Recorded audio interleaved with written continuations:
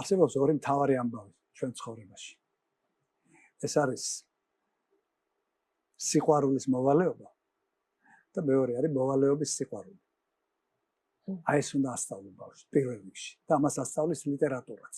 ამას აცნობიერებინებს ლიტერატურა.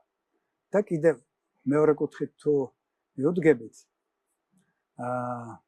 ყველა მეცნიერება პასუხს სცემს კითხვას, როგორ ცხოვრობთ ჩვენ. და ხელოვნება და ლიტერატურა კერძოდ ჩვენ დაგვაფიქრებს კითხვაზე, რისთვის ცხოვრობთ ჩვენ.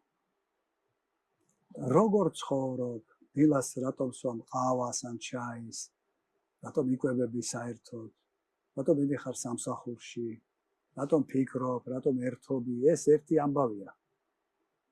მაგრამ რისთვის ცხოვრობ შენ?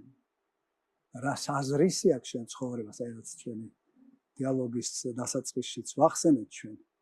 აი ამაზე დაგვაფიქრებს ჩვენ ლიტერატურა.